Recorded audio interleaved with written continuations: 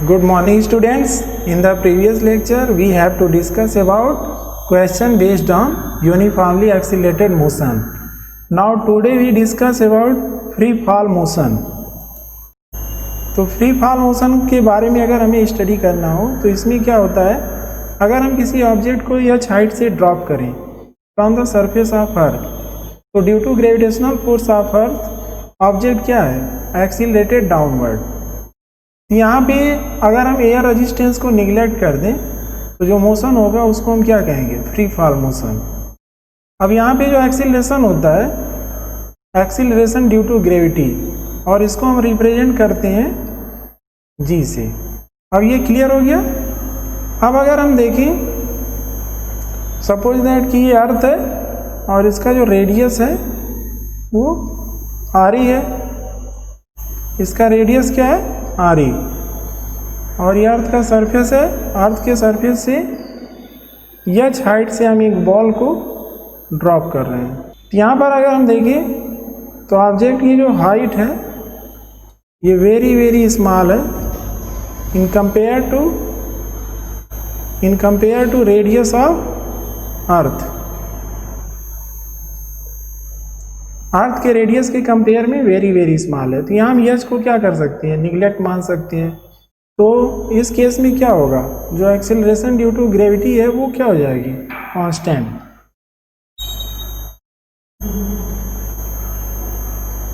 और यहाँ पर जी की वैल्यू जो हम लेते हैं अर्थ के सरफेस पे कितनी होती है, 9.8 मीटर पर सेकेंड स्क्वायर।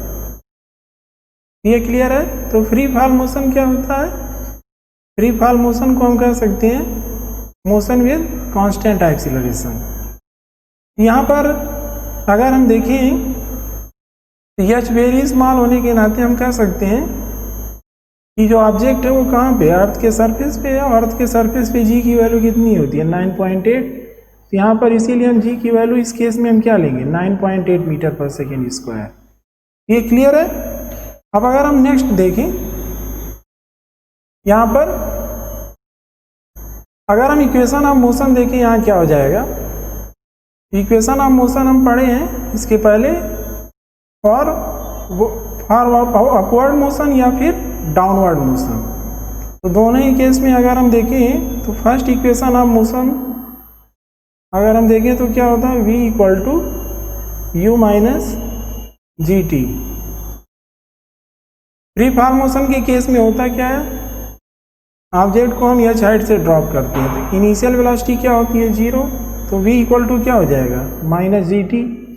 सेकेंड इक्वेशन अगर हम देखें तो सेकेंड इक्वेशन क्या होता है, h equal to U T minus half G T square.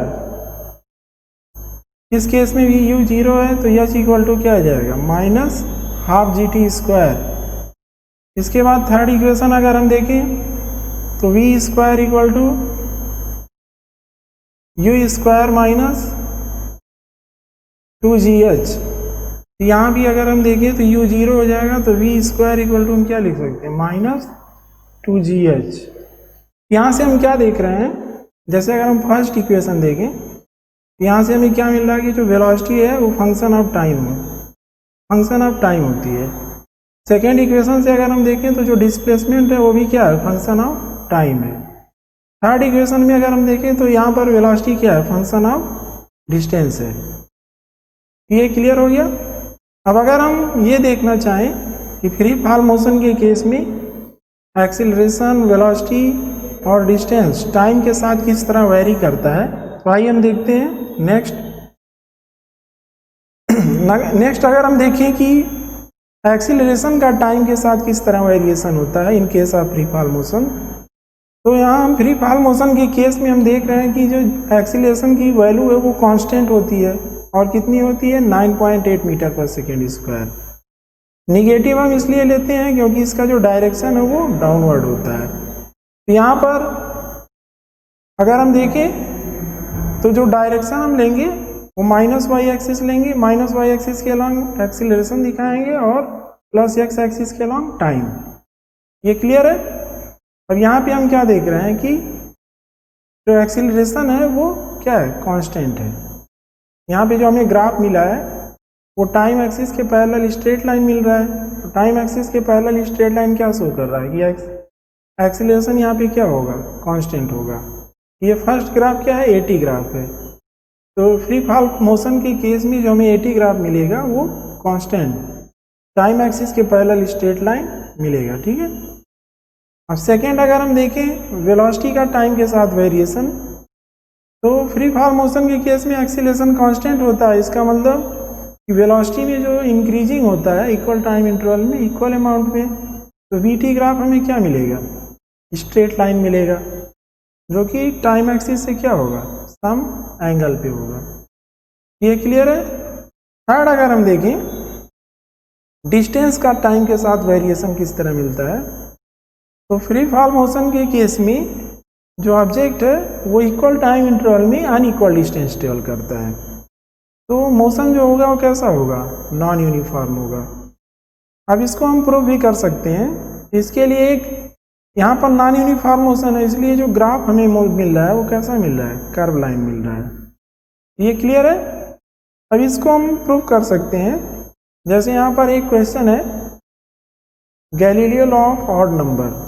Galileo ने क्या किया था, प्रूव किया था कि इसको पोजीशन टाइम ग्राफ जो हमें नॉन यूनिफॉर्म मिलता है फ्री फॉल मोशन के केस में, अकॉर्डिंग टू गैलीलियो की इन case of free fall motion object travels unequal distance in equal time interval, और जो डिस्टेंस ट्रेवल करता है वो ऑड नंबर के टर्म में, मीन्स फर्स्ट सेकेंड में अगर 1 मीटर ट्रेवल कर रहा है तो नेक्स्ट 1 सेकेंड में 3 मीटर, फिर नेक्स्ट 1 सेकेंड में 5 मीटर, फिर नेक्स्ट 1 सेकेंड में 7 मीटर, फिर नेक्स्ट 1 सेकेंड में 9 मीटर। इस तरह हम क्या देख रहे हैं कि ऑड नंबर के टर्म में डिस्टेंस ट्रेवल करता है इन case of free fall motion. इसीलिए जो पोजीशन टाइम ग्राफ हमें मिलता है वो नॉन यूनिफॉर्म मिलता है। अब जैसे अगर हम देखें तो इक्वेशन ऑफ मोशन हम पढ़े हैं, H equal to U T minus half G T square, और in case of free fall motion U क्या होता है, 0 होता है। तो एच इक्वल टू क्या हो जाएगा, minus half G T square. अब यहाँ पर हम टाइम की डिफरेंट वैल्यू लेकर पुट करके यहाँ पर एच की हम डिफरेंट वैल्यू निकाल सकते हैं।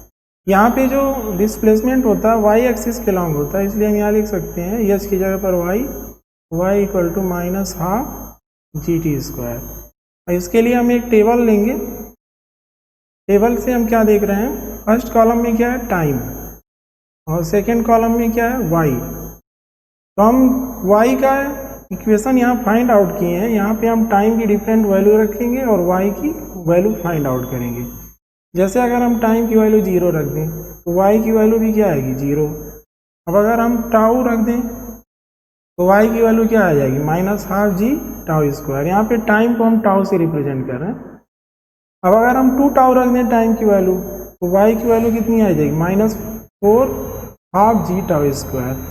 ऐसे ही 3 टाउ रख दें तो माइनस 9 हाफ जी टाउ स्क्वायर आ जाएगा। ऐसे 4 टाउ रखने पर माइनस 16 हाफ जी टाउ स्क्वायर। इस तरह y की वैल्यू हम फाइंड आउट कर सकते हैं t की डिफरेंट वैल्यू पुट करके। अब अगर हम देखें नेक्स्ट कॉलम में तो यहाँ पे लिखा हुआ y in terms of y not, means यहाँ पर minus half G T square के जगह पे हम क्या रख देंगे, y नॉट। तो फर्स्ट तो 0 ही है, सेकेंड क्या हो जाएगा, y नॉट, थर्ड क्या हो जाएगा, 4y नॉट, ये इसके बाद 9y नॉट, फिर 16y नॉट, 25y नॉट, फिर 36y नॉट। यहाँ पे हम किए क्या है, माइनस हाफ जी टाउ स्क्वायर को y नॉट सपोज कर लिए। अब इसके बाद अगर हम देखें नेक्स्ट कॉलम में तो distance travelled in successive intervals, distance travelled in successive intervals. तो अगर हम फर्स्ट इंटरवल ले लें, फर्स्ट टाइम इंटरवल्स हम क्या देखते हैं, 0 और टाउ, तो टाउ माइनस 0 क्या होगा, टाउ। इस टाइम इंटरवल में अगर हम देखें तो जो डिस्टेंस होगा y नॉट माइनस 0 कितना आएगा, y नॉट। फिर सेकेंड टाइम इंटरवल अगर हम ले लें टाउ और 2 टाउ, इस टाइम इंटरवल में अगर हम देखें तो 4y not minus y not कितना हो जाएगा, 3y नॉट। फिर नेक्स्ट टाइम इंटरवल में अगर हम देखें 2 टाउ और 3 टाउ, यहाँ पर 9y not minus 4y not कितना आ जाएगा, 5y नॉट। इस तरह हम क्या निकाल लेंगे, distance travel in successive interval, तो क्या आ जाएगा y0, 3y0, 5y0, 7y0, 9y0 और 11y0। ये आया कैसे? तो यहाँ पर हम डिफरेंट टाइम इंटरवल में हम क्या कर रहे हैं, डिस्टेंस फाइंड आउट कर ले रहे हैं। ये फर्स्ट टाइम इंटरवल में आया, ये सेकेंड, ये थर्ड, ये फोर्थ, ये फिफ्थ और ये सिक्स। अब अगर हम इसका रेशियो निकाल लें, रेशियो ऑफ डिस्टेंस ट्रेवल्ड, तो क्या आएगा 1, 3, 5, 7, 9, 11। यहाँ पे हम क्या देख रहे हैं कि जो डिस्टेंस ट्रेवल्ड हो रहा है वो इन द टर्म ऑफ क्या है, ऑड नंबर है। मीन्स ये हुआ कि ऑब्जेक्ट फर्स्ट सेकेंड में अगर 1 मीटर ट्रेवल कर रहा है तो नेक्स्ट 1 सेकेंड में 3 मीटर, नेक्स्ट 1 सेकेंड में 5 मीटर, नेक्स्ट 1 सेकेंड में 7 मीटर, नेक्स्ट 1 सेकेंड में 9 मीटर, नेक्स्ट 1 सेकेंड में 11 metre. Means equal time interval but unequal distance. तो ये क्लियर हो गया, ये गैलीलियो ने प्रूव किया इसको। इसीलिए जो फ्री फॉल मोशन के केस में हमें पोजीशन टाइम ग्राफ मिलता है वो नॉन यूनिफॉर्म कर्व मिलता है। और अगर एक्सीलरेशन टाइम हम ग्राफ देखें तो हमें कांस्टेंट मिलता है, टाइम एक्सिस के पैरेलल स्ट्रेट लाइन मिलता है। अगर वेलोसिटी टाइम ग्राफ देखें तो स्ट्रेट लाइन मिलता है और वो क्या होता है, टाइम एक्सिस से सब एंगल पर होता है। अब नेक्स्ट है होमवर्क, इसको आप सॉल्व करेंगे, अगर कोई प्रॉब्लम होगा बताएंगे। Okay, thank you.